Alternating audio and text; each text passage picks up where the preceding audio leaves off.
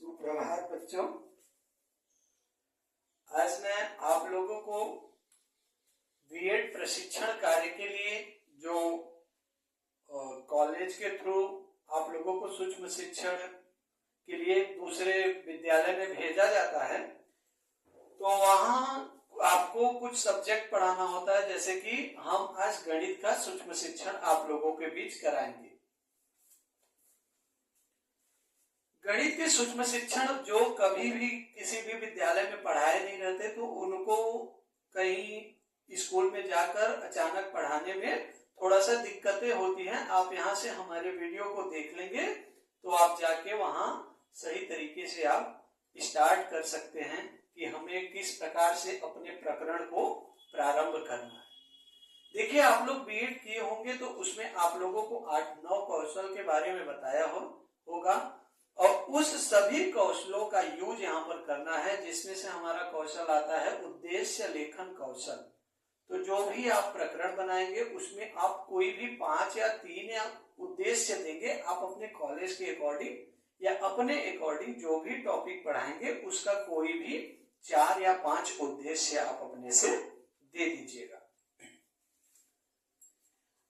अब चलिए हम आपको बताते हैं कि आपको प्रारंभ कैसे करना है क्लास में शिक्षण कार्य। हम क्लास 9th में प्रशिक्षण कार्य कराने वाले हैं और कैसे आपको जाकर स्टार्ट करना है। सबसे पहले आप जाएंगे और कहेंगे बच्चों से, सुप्रभात बच्चों, आज मैं आप लोगों को गणित के शिक्षण कार्य को प्रारंभ कराऊंगा।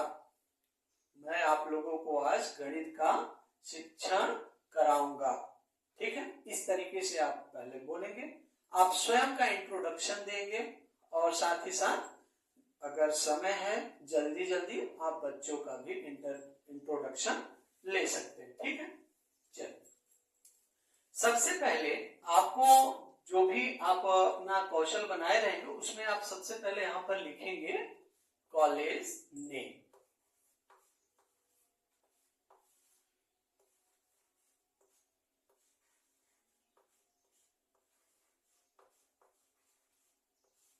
अब देखिए, ये कॉलेज के नेम में आपका जिस कॉलेज में आपका माइक्रो टीचिंग के लिए आपको भेजा जाएगा उस कॉलेज का नाम यहाँ पर आपको लिखना है। साथ ही साथ यहाँ पर आपको चक्र लिखना है। ठीक है, चक्र यानी होता है पीरियड्स, मतलब कौन सा बेल है, किस बेल में आप कौन से क्लास में पढ़ाने गए हैं, उसके लिए यहाँ पर आप कक्षा लिखेंगे। ठीक है,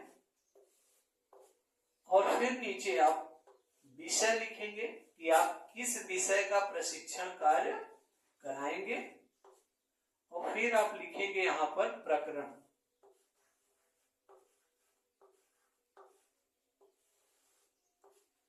सब कुछ लिखने के बाद प्रकरण आप तब तक नहीं लिखेंगे जब तक बच्चों से कुछ प्रश्नोत्तर माध्यम से क्वेश्चन को न पुटअप कर लें। आप पहले बच्चों से कुछ क्वेश्चन पुट करेंगे ना, कुछ क्वेश्चन आप बच्चों से आस्क करिएगा। उसके बाद उनसे पूछिएगा कि मतलब क्वेश्चन को पूछते हुए अपने प्रकरण तक पहुंचना है। ऐसा नहीं कि जाते वक्त सीधा आप गणित और सब कुछ लिखने बस सीधा प्रकरण को भी लिख दो, ऐसा नहीं करना है। आपको अपने प्रकरण में, प्रकरण से पहले आपको बच्चों से कुछ प्रश्नोत्तर करना है, अर्थात बच्चों के पूर्व ज्ञान का बोध आपको होना चाहिए। इसके लिए आप बच्चों से कुछ क्वेश्चन पूछेंगे और क्वेश्चन ऐसा होना चाहिए कि जो आप प्रकरण आप बना के आए हैं या जो प्रकरण का सूक्ष्म शिक्षण आप करना चाहते हैं वही प्रकरण आप देंगे। ठीक है, वही टॉपिक आप मतलब उसी टॉपिक से रिलेटेड, उसी प्रकरण से रिलेटेड बच्चों से कुछ जानकारी प्राप्त करेंगे। जैसे कि किस माध्यम से, मान लीजिए यहाँ पर हम अपना प्रकरण बनाना चाहते हैं पॉलिनोमियल, जिसको हिंदी में कहते हैं बहुपद। ठीक है, तो पॉलिनोमियल का प्रकरण है मेरा, बहुपद हम पढ़ाने जा रहे हैं। तो बहुपद से पहले हम बच्चों से कुछ क्वेश्चन पूछेंगे। तो मेरा पहला क्वेश्चन, इस तरीके से आपको बोलना नहीं है वहां पे डायरेक्टली आप क्वेश्चन करेंगे। ठीक है, तो क्वेश्चन आप ऐसे करेंगे कि आज बच्चों हम आप लोगों से जानना चाहते हैं कि क्या आप चर के बारे में बता सकते हैं हमको कि चर क्या होता है, या अचर क्या होता है। तो आप जब ये दो क्वेश्चन आप करेंगे तो यहां से कुछ ऐसे उसमें से बच्चे होंगे जो चर के बारे में बता देंगे या अचर के बारे में बता देंगे, और कुछ ऐसे बच्चे जो नहीं बताएंगे। कुछ ऐसे हैं जो आंशिक उत्तर देंगे, जो कि थोड़ा सही होगा और थोड़ा गलत होगा। तो उसके अकॉर्डिंग आप बच्चों को पुनर्बलन भी देना है। पुनर्बलन एक मेरा क्वेश्चन होता है। उस क्वेश्चन में क्या होता है कि बच्चों को पुनर्बलन दिया जाता है। जैसे कोई बच्चा किसी भी प्रश्न का उत्तर दे रहा है तो आप उसको अपने एंगल से कहेंगे शाबाश, बहुत अच्छे। इस तरीके से एक टीचर बच्चों को पुनर्बलन प्रदान करता है। तो आप भी जब अपना क्वेश्चन पूछेंगे कि चर और अचर क्या होता है, तो उसमें से जो भी बच्चे होंगे, जो भी बच्चे अपना आंसर देंगे, तो उसमें आप बोलोगे कि बहुत अच्छे, शाबाश। ठीक है, इससे ज्यादा और कुछ नहीं बोलना है। और फिर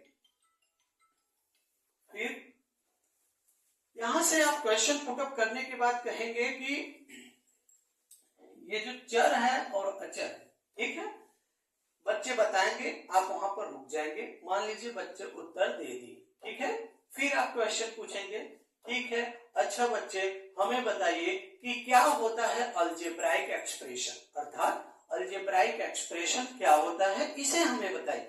तो बच्चे अलजेब्राइक एक्सप्रेशंस के बारे में भी बता देंगे। आप ऐसे ही धीरे धीरे पॉलिनोमियल में यूज होने वाले हर एक 2-4 क्वेश्चन ऐसा पूछ लेंगे बच्चों से, जिससे बच्चों का आकलन हो जाए कि बच्चों के को किस लेवल तक की जानकारी प्राप्त है और हमें कहां से उन्हें लेकर चलना है।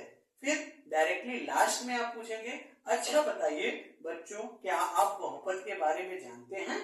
तो ये समस्यात्मक होगा घटना, अर्थात इसका डेफिनेशन क्लास का कोई भी बालक नहीं दे पाएगा। तो ये जो है ये हमारा समस्यात्मक हो गया, मतलब ये हमारे क्लास के लिए समस्या हो गया। तो इसी समस्या को हम प्रकरण बनाकर हम अपने कार्य को आगे ले चलेंगे। तो आप जब जान जाएंगे कि बच्चों को बहुपद पूछा, बच्चे बहुपद नहीं बता पाए, तो उसी जगह आप स्टेटमेंट देंगे कि ठीक है बच्चों, आइए आज हम लोग बहुपद की जानकारी प्राप्त करेंगे। तो वहीं पर तुरंत जो आप प्रकरण बनाए रहेंगे, उस प्रकरण पर आप बहुपद तुरंत लिख देंगे।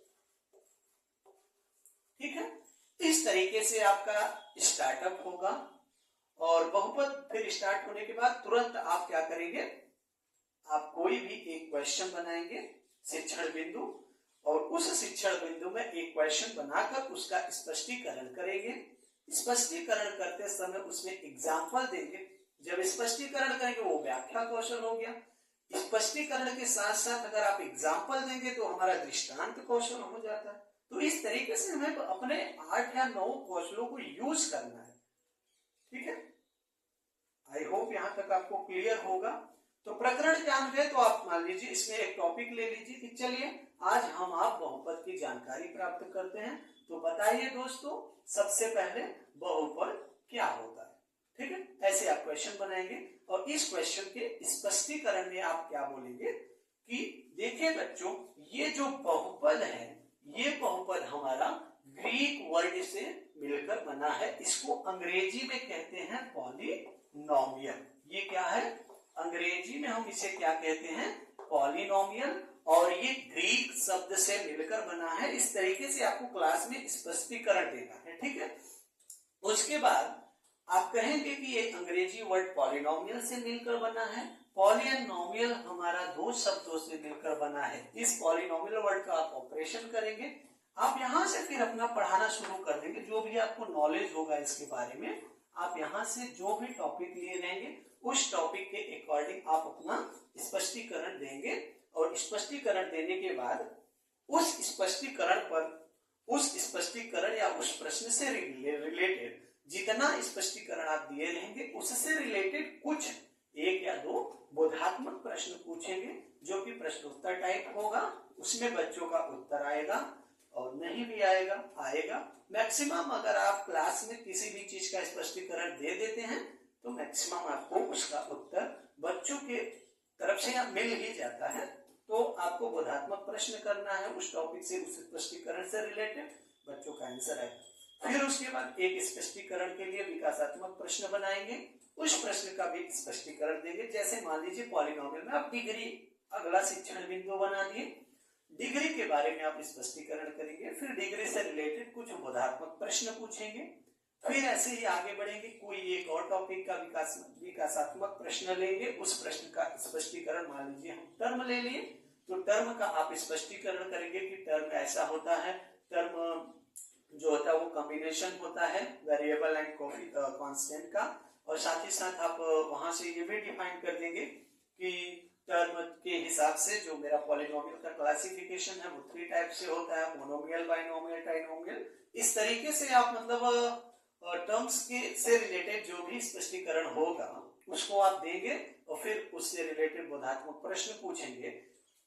इस तरीके से 3 क्वेश्चन बनाएंगे, 3 क्वेश्चन का स्पष्टीकरण पूछेंगे, 3 क्वेश्चन के स्पष्टीकरण से 2-2 बोधात्मक प्रश्न पूछेंगे। इतना कार्य करने के बाद आपका अंतिम कार्य होगा श्यामपट्ट लेखन बिंदु।